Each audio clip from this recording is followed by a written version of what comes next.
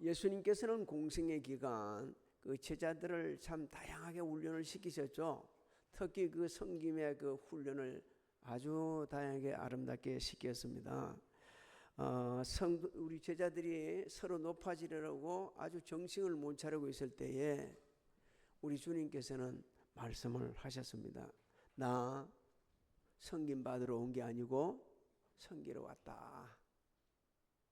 주님은 그 말씀하신 대로 십자가에 돌아가시기까지 그렇게 잘 섬기셨어요. 그 하나님의 사랑을 그 십자가에서 다 이루셨습니다. 오늘 이 예수 믿는 성도들 주님의 성품을 본받고 그 거룩한 뜻대로 우리가 잘 섬겨야 되는데 섬김이라는 단어 자체가 부담스러운 분들도 가끔 있어요. 너무 섬김이란 이 단어를 아무 또 크게 또 생각하는 분들도 있어요. 하나님께서는 그리스도인이라 칭함받고 있는 성도들, 예수의 품성을 담고 그분의 성김과 삶을 닮아 있는 오늘 우리에게 귀한 분을 한번 소개해 주시고 있습니다. 섬김이 이렇게 하는 거야. 이렇게 섬겨야 된다. 이렇게 우리에게 말씀해 주시죠. 그러면서 우리에게 섬기는 자에게는 놀라운 은혜를 베풀어 주시겠다고 약속을 하고 있죠. 첫 번째 주는 말씀이 정말 정성을 다해 섬기는 자에게는 영적 통찰력을 주신다. 이렇게 말씀하죠. 자, 주님, 우리 하나님께서 우리에게 소개시켜 주시는 한 분을 한번 보도록 하겠습니다. 8절을 한번 읽어볼까요? 시작. 하루는 엘리사가 수넴에 이르렀더니 거기에 한 귀한 여인이 그를 간권하여 음식을 먹게 하였으므로 엘리사가 그곳을 지날 때마다 음식을 먹으러 그리로 들어갔더라. 엘리사가 이스라엘의 선지자로 활동할 때입니다. 갈멜에 살면서 그 넓은 지역을 다 다니면서 사역을 했어요. 그러다 보니 마땅히 쉴 곳도 없습니다. 그런데 이 오늘 말씀해 보니까 하나님께서 수넴의 여인을 예비해 놓으셨어요. 수넴의 여인을. 수넴의 여인은 보면 한 번만 대접한 게 아니죠. 어떻게 대접했다 그럽니까? 지날 때마다 음식 먹으러 들어갔다 그랬어요. 여러분, 한 번 지나간 사람 대접하기도 힘듭니다. 그런데 계속해서 섬길 수 있다는 건요, 그냥 섬긴 게 아니에요. 정말 그것도 앞에 우리 단어 보면 강건하여 섬기다 이렇게 하지 않습니까?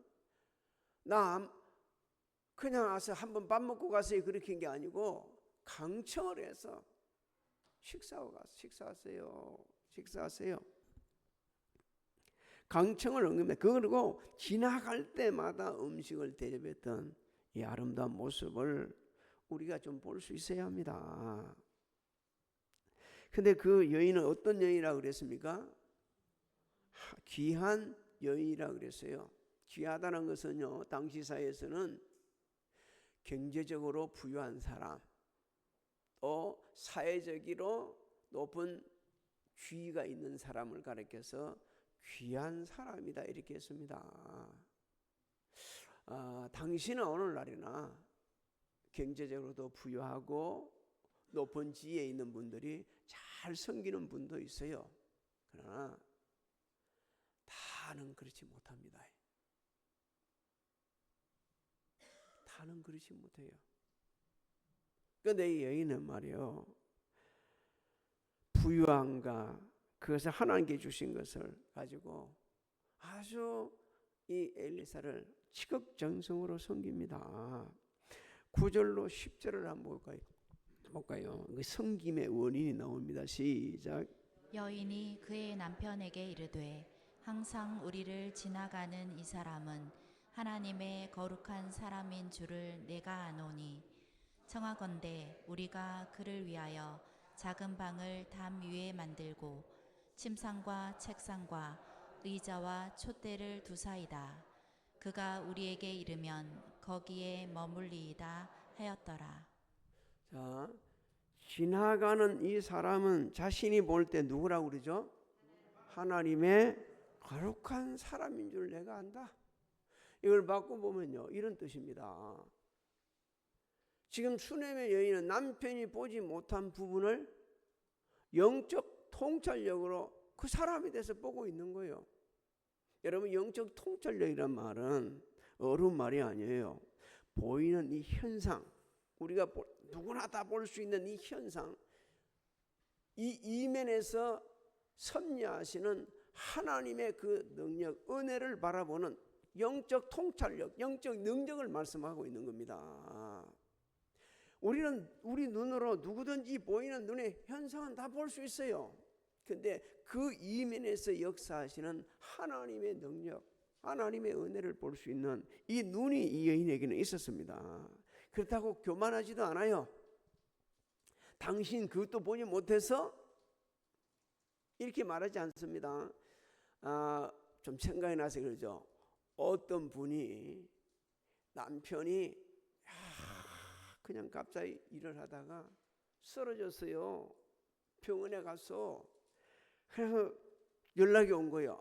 당신 남편이 지금 병원에 갔다. 가서는 막 우는 거예요. 여보 살아나야 된다고 막 울다가 깨어나니까 이렇게 얘기했답니다. 당신이 뭘 한다고 말이요. 그 일에 참관해가지고 이렇게 됐냐고. 여러분은 어떻습니까? 여기 이 수넴의 여인은요, 참 귀한 여인이라고 하나님이 말씀하지 않습니까? 그냥 귀한 여인이라고 한 게 아니에요. 그분의 영적 인격, 영적 상태, 그리고 섬김의 상태, 그분의 성품, 인격을 다 포함해서 이렇게 말씀하는 거예요. 자신은 그 우리 보이는 현상, 이면의 것을 볼 수 있었지만 그 볼 줄 모르는 남편을 무시한 것도 아니고 오히려 뭐라고 그럽니까? 이 사람의 하나님의 거룩한 사람이기 때문에 우리가 필요를 채워주자. 우리가 필요를 채워주자. 얼마나 아름답습니까? 수넴의 여인은 하나님께 주신 모든 것을 가지고 깊은 통찰력으로 온 정성을 다해 섬길 뿐만 아니고 필요를 채워줄 줄 아는 그런 사람이었어요. 하나님께서 오늘 이 말씀을 통해 우리에게 주십니다. 그 귀한 여인을 통한 경제적인 부를 갖고 어떻게 선용하는지, 영적인 상태를, 그 영적 통찰력을 어떻게 우리도 선용해야 하는지, 섬김은 어떻게 섬겨야 하는지 우리에게 지금 말씀해 주고 있지 않습니까? 하나님께서 주신 모든 것을 선용할 줄 아는 사람이 되어야 한다. 하나님이 주셨기 때문에. 이 세상에 우리가 가진 것이 하나님의 것이 아닌 게 하나도 없습니다. 제가 얘기하는 게 아니고 하나님께서 말씀을 통해 말씀하시죠. 우리가 이 세상에 올 때는요, 빈손으로 왔고 빈손으로 세상 떠나게 된다. 하나님은 분명히 말씀해 주시고 있습니다. 그리고 성경은 또 우리에게 이렇게 말씀하죠. 하나님은 우리에게 하늘에 속한 모든 신령한 복을 주시고 땅에 기름진 복을 주시기를 원하신다. 은혜 베푸시기 원하신다. 평강 주시기 원하신다. 복 주시기 원하신다. 하나님은 그렇게 말씀하고 있어요. 그 왜 주십니까? 우리만 잘 먹고 살라고요? 아니요. 하나님의 선한 사업에 부유하라고 주십니다. 필요를 채워줄 수 있는 사람이면 채워주라고 주시는 거예요. 그런데 우리 그렇게 하면요, 그 세상 그냥 허무하게 살다 가는 거 아니요.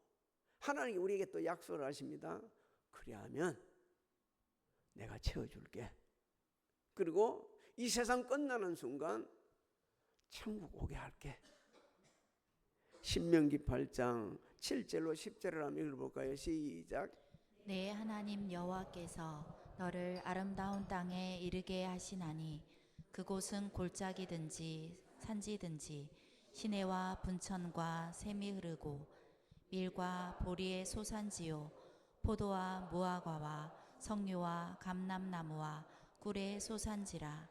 내가 먹을 것에 모자람이 없고 내게 아무 부족함이 없는 땅이며 그 땅의 돌은 철이요 산에서는 동을 캘 것이라. 이 풍성한 또 10절 시작. 내가 먹어서 배부르고 내 하나님 여호와께서 옥토를 내게 주셨으므로 말미암아 그를 찬송하리라. 여러분, 하나님께서는요 가나안 땅을 이스라엘 백성에게 예비해 주셨습니다. 약속대로 주셨어요. 그 가나안 땅은 이 세상에 사는 우리 삶의 현장인 동시에 영적으로는 우리가 하나님 나라 가야 될 천국을 예비해 놓으신 것입니다. 세상 살다가 어느 날 하나님 앞에 가야 되는데 갔을 때에 하나님 우리에게 물어볼 겁니다. 너 몇 년 살다 왔지? 안 그래요. 너 어떻게 살다 왔냐? 얼마나만큼 살았는가도 중요하지만 어떻게 살았는가가 훨씬 더 중요합니다. 하나님은 이 여인을 통해 또 우리에게 말씀합니다. 영적 분별력이 있어야 된다. 여인은 말했습니다. 그의 남편에게 이르되 항상 우리를 지나가는 이 사람은 하나님의 거룩한 사람인 줄을 내가 아노니 이렇게 말을 합니다. 저 한 사람 지나가네. 우리 다 알 수 있어요. 어떤 사람이 오늘 우리 교회 새로 왔네. 알 수 있어요. 그런데 영적 이면을 볼 수 있는 사람은 많지 않습니다. 하나님께서 섭리하시는 그 우리가 보이는 현상 이면을 볼 수 있는 눈, 하루아침에 이루어지는 게 아니요. 이 깊은 통찰력은요, 하나님을 절대적으로 신뢰하는 가운데서 매일 말씀을 묵상하며 기도하는 가운데서 하나님께 열어주시는 은혜입니다. 아무나 열어주는 게 아니에요. 그럴 때 이게 열려졌을 때에 사람들은 달라지게 삽니다. 인생을. 어떤 상황에도 낙심하지 않아요. 어떤 상황에도 교만해지지도 않아요. 왜? 하나님께서 나와 함께 계심을 믿고 하나님께서 이 모든 상황을 극복해 줄 걸 확신하기 때문에. 그리고요, 인생을 너무 지혜롭게 산다고 성경 우리에게 있게 해줍니다. 시편 기자가 말씀하는 걸 좀 우리 한번 봅시다. 시편 119편 97절로 100절을 한번 읽어볼까요? 시작. 내가 주의 법을 어찌 그리 사랑하는지요. 내가 그것을 종일 작은 소리로 읊조리나이다. 아멘. 주의 계명들이 항상 나와 함께하므로 그것들이 나를 원수보다 지혜롭게 하나이다. 내가 주의 증거들을 늘 읊조림으로 나의 명철함이 나의 모든 스승보다 나으며 주의 법도들을 지킴으로 나의 명철함이 노인보다 나으니이다. 이렇게 사시기를 주의 이름으로 소망합니다. 영적 통찰력을 읽으면요, 우리 하나님의 관점에서 보고 이해하고 생각하고 깨닫기 시작하는데, 하나님은 그렇게 말씀하셔서 사람을 볼 때 어떻게 본다 그랬죠? 사람은 사람을 볼 때 외모를 보지만 하나님은 중심을 본다 그랬어요. 외적인 면도 봐야겠지만 중심을 볼 수 있는 이 영적 눈이 우리에게 다 열려져야 됩니다. 그리고 우리에게 말씀하십니다. 너희들도 선한 청지기로 섬겨봐라. 수냄 여인이며 남편과 함께 선한 청지기 자세로 섬겼어요. 그 필요를 다 채워줬습니다. 하나님께서는요, 어느 시대나 이런 사람들을 통해 역사를 하셨어요. 사도 바울이 사역을 감당할 때에 많은 분들이, 그리고 많은 교회들이 사역에 동참했습니다. 근데 성경은 이렇게 말합니다. 끝까지 동참한 교회는 빌립보 교회였다. 끝까지 동참한 교회는 빌립보 교회. 그래서 빌립보 교회 성도들을 생각할 때마다 하나님께 감사한다고 이렇게 사도 바울이 고백을 하고 있죠. 그러면서 축복을 합니다. 빌립보서 4장 19절을 한번 읽어볼까요? 시작. 나의 하나님이 그리스도 예수 안에서 영광 가운데 그 풍성한 대로 너희 모든 쓸 것을 채우시리라. 이 축복이 우리 성도님들이 임하시기를 주의 이름으로 축원합니다.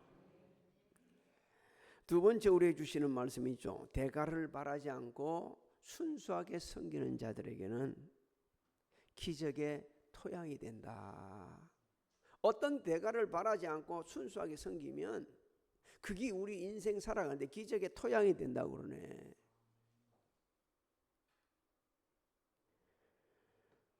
엘리사는 자신을 세심하게 배려하는 그 여인을 너무 감사하게 생각하는 거예요. 옛날에는 막 그냥 쉴 데도 없었지만 이제는요, 마음 놓고 들어가서 쉴 것도 있어. 그 하루는 그 누워서 가만히 생각해. 너무 감사해.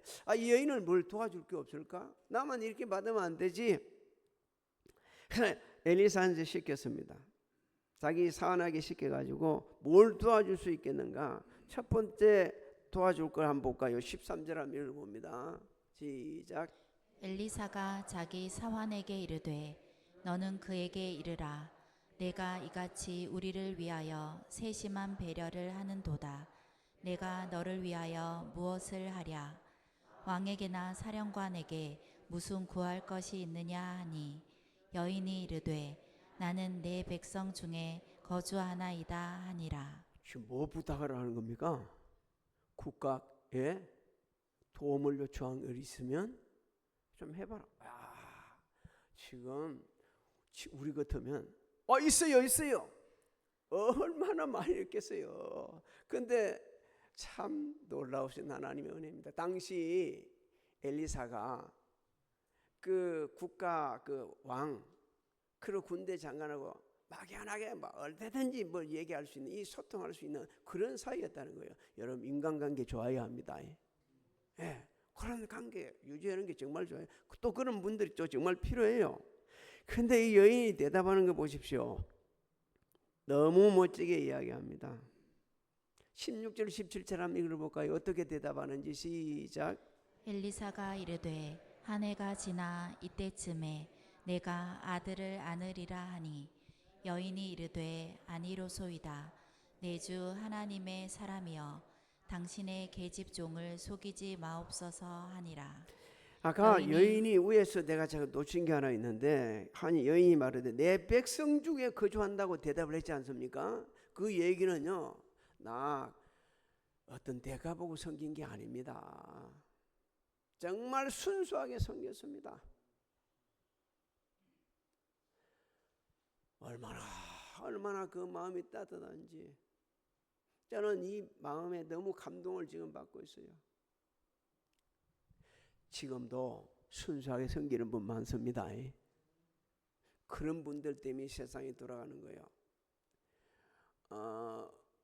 정말 사람들이 남을 어떻게 지켜 어려움을 처한 사람을 도와주는가 싶어서 외국인 여인을 임신을 한 것처럼 꾸며가지고 짐을 많이 들고 가게끔 만듭니다. 그리고 가다가 무겁다고 놓쳐요. 우리 지나가는 사람들이 어떻게 한 줄 아십니까? 거의 대부분이 다가가지고 그 짐을 들어주는 거예요. 그리고 저쪽 가야 된다고 그러면 신호 가는 길을 멈추고 신호 같이 건너가지고 남녀를 불문하고 다 그렇게 해주는 거예요. 남녀를 불문하고. 그러고 나서 외국 여인도 외국 사람도 그걸 그렇게 돕는 속 보여주더라고요. 그게 기자가 물어보는 거예요. 죄송하지만 이게 이제 상황을 연출한 건데 어떤 마음으로 도왔냐니까 누구면 안 돕겠냐는 거죠. 세상에 이렇게 돕는 순수하게 돕는 사람 정말 많습니다. 너무 많습니다. 오늘 말이요, 우리 마음에도 이 여인의 말이 큰 울림이 되기를 소망합니다. 계산기 두들면서 섬긴다 너무 힘들어요. 너무 복잡해요. 너무 고통스러울 수 있어요. 그야말로 순수하게 섬기다 보면, 직장에서도 순수하게 섬기다 보면 하나님께 은혜를 베풀어 주십니다. 여인에게 또 뭐 필요가 없는가를 살펴보니까 애가 없다, 남편 나이 많다, 그게 불러가지고 내년 이맘때쯤 애 낳을 거다. 그러니까 여인이 뭐라고 대답했어요? 당신의 계집종을 속이지 마옵소서. 나 헛된 소망 갖지 않게 해주세요. 나 애기 못 낳는 거 알아요. 내 남편 나이 많은 거 알아요. 그런데 뭐라고 얘기합니까? 애 놓을 거 되는데 이때쯤에 여인에게 많은 대로 아이가 태어났습니다. 할렐루야. 하나님께서는요, 그 순수하게 섬기는 여인의 이 마음의 결핍, 누구에게도 입 밖에 내지 못하는 이 마음의 결핍을 하나님께 채워주신 거예요. 여러분, 우리 중에도 사람에게는 말할 수 없는 마음의 결핍이 있어요. 정말 누구한테도 말할 수 없는, 해서도 안 되는 마음의 결핍이 우리한테 있을 수 있어요. 이걸 하나님 앞에 아뢰 기도하고 그러면서 잠잠하게 섬기면 하나님께서는 기적을 베풀어 주십니다. 우리 중에 아시는 분은 다 알겠지만 미국 석유왕 록펠러 후계자였던 아치볼드에 대해서 저도 몇 번 말씀드렸고 여러분도 아마 많이 들었을 겁니다. 아치볼드는 록펠러 석유회사인 스탠더드 오일에 입사를 합니다. 그 입사한 후에 어디로 가든지 자기 이름에다가 출장 가면 그 숙박을 하게 되잖아요. 그러면 그 숙박에다 이렇게 기록하는 거예요. 자기 이름 기록하고 석유 한 통에 $4 스탠더드 오일 이렇게 쓰는 거예요. 그러니까 자기 동료들은 막 비웃고 야단납니다. 그런데 그 상관없이 쓰는 거예요. 어느 날 어디 출장 가가지고 숙박에 그렇게 기록하고 있다. 그 옆 한 노인이 이걸 바라보는 거예요. 근데 젊은이 왜 그걸 그렇게 써요? 하니까 우리 회사 이 좋은 석유를 한 사람이라도 더, 한 사람에게라도 더 알리고 싶어 그렇게 합니다. 나중에 이 사람이요, 그때 있던 노인이 록펠러였고, 록펠러는 그 많은 직원 중에 아치볼드를 선택해서 자신의 후계자를 삼습니다. 사랑하는 성도 여러분, 세상의 사람들이요, 기업을 하는 사람들이 그냥 사람 보는 거 없어요. 어떻게 하는가를 다 봅니다. 그래서 그게 적당한 자리에 그렇게 해주는데, 만군의 여호와 하나님을 향한 우리의 이 순수한 섬김을 하나님께서 왜 안 보시겠어요? 보시고 아시고 들으신다고 성경은 말씀하고 있습니다. 그래서 그 섬김에 하나님께 축복을 주시는 거예요. 그러면 여러 가지 섬김의 종류가 있지만 한 가지만 오늘 말씀드리고 정리하려고 합니다. 어떻게 섬겨야 되냐? 성경은요, 죽게 하듯 섬겨라. 우리 같이 해볼까요? 죽게 하듯 섬겨라. 골로새서 3장 23절로 24절 한번 읽어봅니다. 시작. 무슨 일을 하든지 마음을 다하여 죽게 하듯 하고 사람에게 하지 하듯 말라. 하지 말라.